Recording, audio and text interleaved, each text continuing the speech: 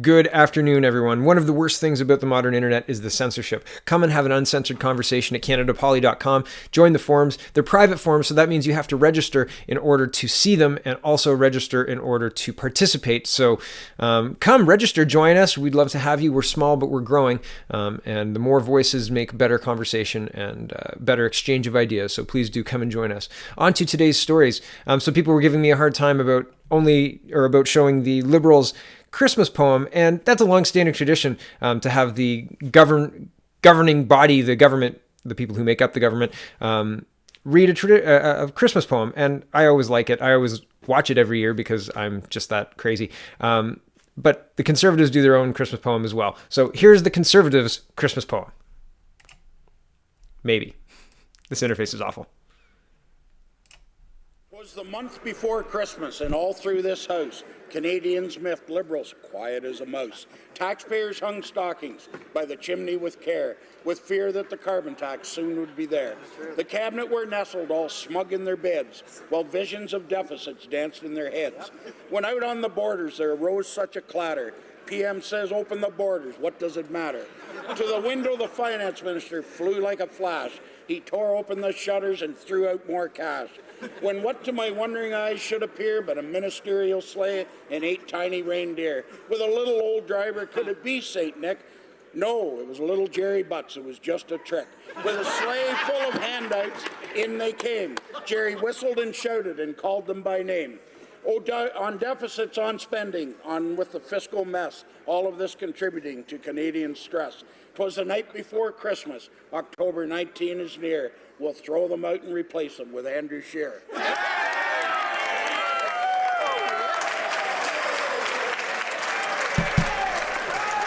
Well, I can agree with everything right up until the Andrew Scheer part, but I don't mind Andrew Scheer. He's starting to take some swings, and this is Andrew Scheer on Twitter. He says, quote, Omar Khadr murdered an American soldier and then bragged about it. Let's stop pretending he was a troubled teen who fell in with the wrong crowd. This is an appalling interview, really.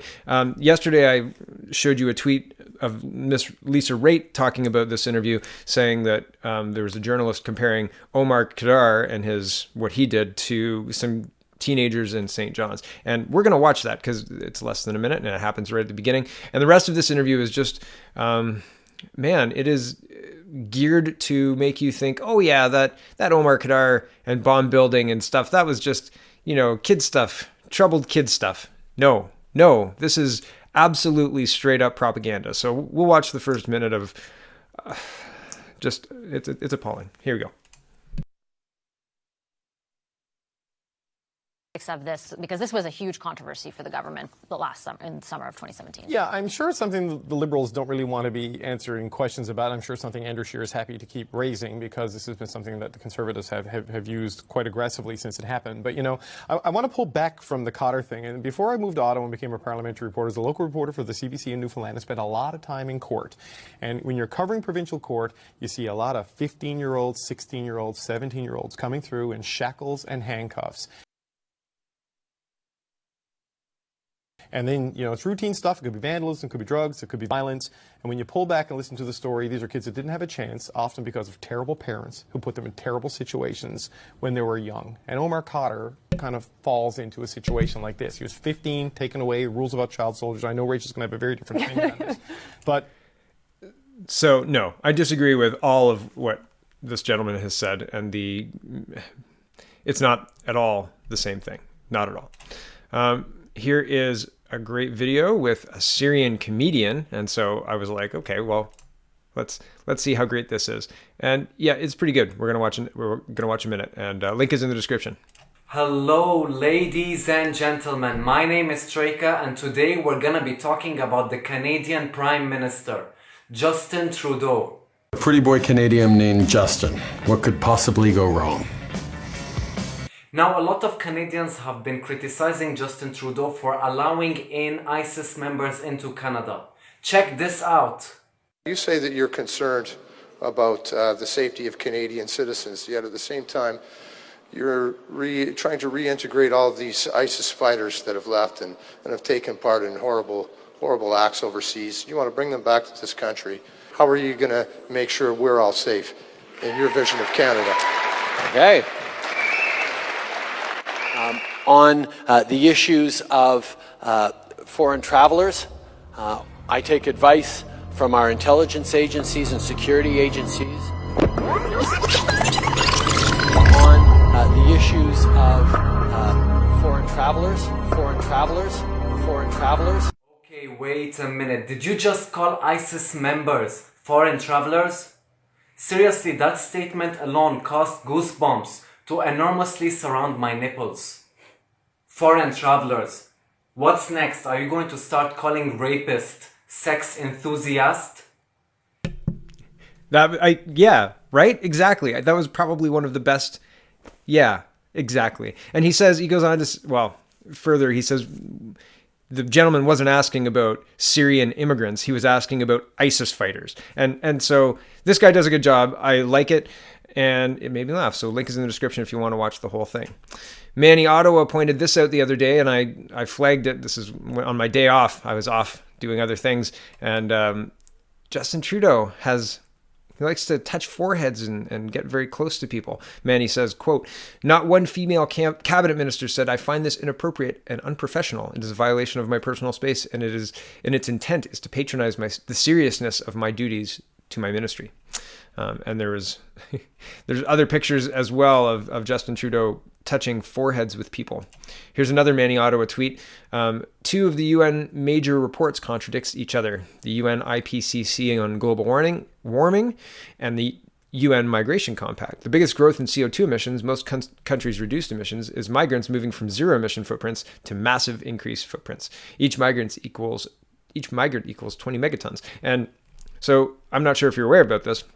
Being in a northern climate, we use more CO2 than southern climates because we have to heat our house, right? We have to burn something to heat our house. We can't do that, or we don't do that most of the time with electricity unless you live in Quebec or maybe Newfoundland.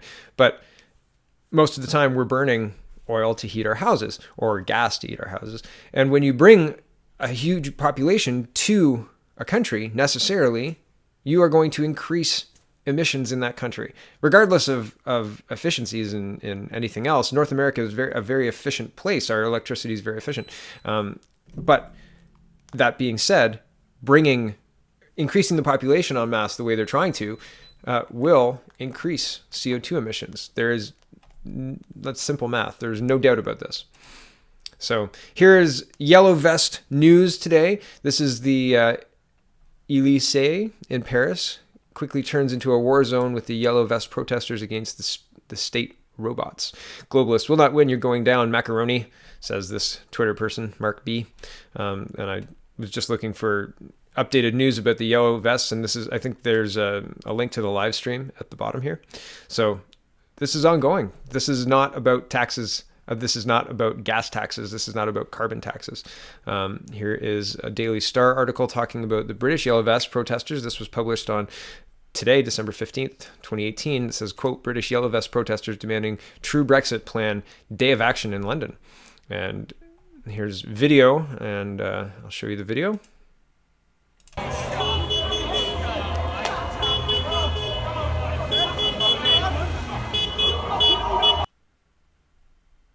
All right, I'll stop showing you the video there. And there's pictures. So this, I believe, was from yesterday on Westminster. And yeah, this was Friday. So this is, as I was saying yesterday, I think that the Yellow Vest has become ubiquitous with the protest of this elitist, globalist government. And I think that we need to embrace that as Canadians. We need to say, yeah, us too. You can represent Canada and Canadian values and what Canadians want democratically. And over 80% want to stop to this insane open border policy. And over 80% think we shouldn't be signing the Global Compact for Migration. And so when you have governments, elitist, globalist governments like Trudeau, like May, like Macron, then they're not representative. And we need to stand with these people. They're showing us the way. They're showing us the blueprint. This is how you do it. They're not being violent. They're standing arm in arm saying, we will shut this place down until you listen to us, because that is our power. We just have to take it. We have to stand up. They're standing up, and Paris is standing up. And Paris has a much more difficult road to toe. They're the ones laying down the tracks. They're the ones who are currently facing tear gas and a militarized police that has no problem using rubber bullets against them. I reported yesterday that the protesters were largely peaceful and the police were told to back off by international, I believe the IMF or something to that effect. I'll have to bring up the link. I'm not sure the international body that said they should back off, but an international body said in the press that they should back off. And that's in yesterday's video. So this is worldwide. This is spreading. Before it spread to Britain, in the UK, it was in Brussels and it was in the Netherlands. So this is not a local protest. This is a Western protest. And I think Canada should be joining in. I think we should do that. I think this is the blueprint. This is the non-violent blueprint. And in France, the people bringing the violence are not the yellow vests. So it's something to think about. I want to be very clear. I am not saying that anyone should protest violently. I'm saying we should protest like these people are. Arm in arm, silent, and not blinking in the eye of a globalist or in the face of a globalist machine that's trying to run down our country, trying to turn it into UK and France 2.0 again. Anyway, thank you for watching. Have a wonderful, wonderful Saturday.